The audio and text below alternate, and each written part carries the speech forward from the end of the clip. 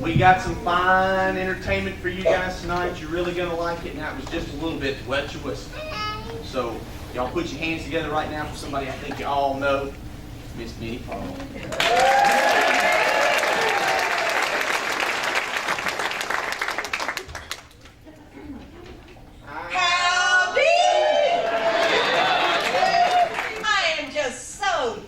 Be here.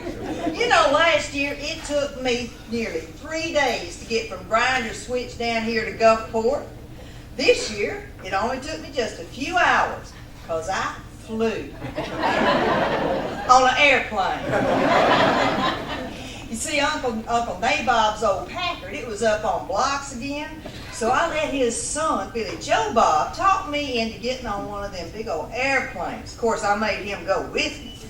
But we got on this great big old jet airplane. It was so big it had 2 engines. And I don't remember a whole lot about the flight on account of my doctor giving me one of them tranquilizing pills like you give to your dog if you don't want him throwing up in the back of your pickup truck. But Billy Joe Bob, he said that about every 2 minutes I'd say to him, "Are we there yet?"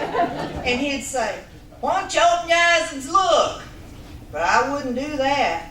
He also said that he kept telling me, "Please turn loose of my arm," because I was gripping it so hard that the feeling was cut off. Well, I do remember when we started to get off of that airplane, lady had been sitting in front of us. She said to Billy Joe Bob, "Mister, next time you take that woman on an airplane, you need to give her some drugs." Billy Joe Bob said, "Lady, she is on drugs." And the lady said, "Not near enough." The only reason I really agreed to fly is that I made my cousin Beulah a promise. See, cousin Beulah's another old maid from Grinder Switch. And the old bachelors are getting mighty scarce up there. Besides that, most of them look like Junior. But I promised her that I would come down here to Gulfport and try to find a man for Cousin Beulah. So when I got down here, I put on my brand new Valentine's Day dress and my brand new Valentine's Day hat and my Valentine's Day shoes, and I went to the beach. I saw a man down there right off, a fine-looking specimen. And I kind of walked up next to him and smiled at him, and he kind of looked at me, and then he turned around and kept feeding him birds. I think I just didn't stand out very well on the beach. But then I went up here to this Winn-Dixie store, and there was another good-looking man, for Cousin Beulah, of course. And I kind of sidled up to him. He was standing in front of this poultry display, and I said, "Say, mister, you want a chick? Take away." Don't you know that man left his cart full of groceries and went running up the hill. Right on out of that Winn-Dixie store. I was ready to give up on finding a man for Cousin Beulah until I came in here tonight, and then I saw the best looking man of all.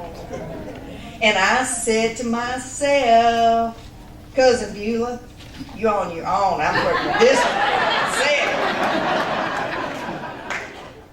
And there it is over there. Would you come up here, mister?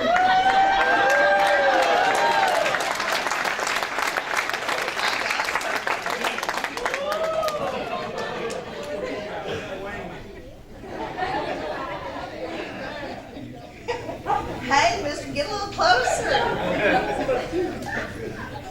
Get a little closer, mister. Well, I'm close enough. All right. I want to show you a trick. That is a trick.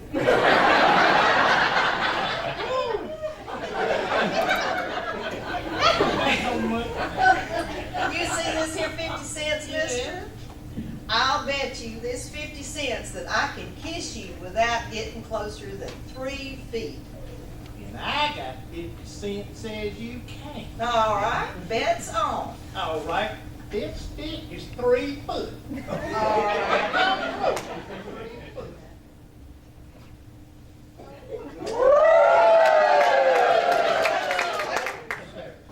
Wait till the applause dies. Where's my money? Oh, you're right. I did get closer. Here's your 50 cents.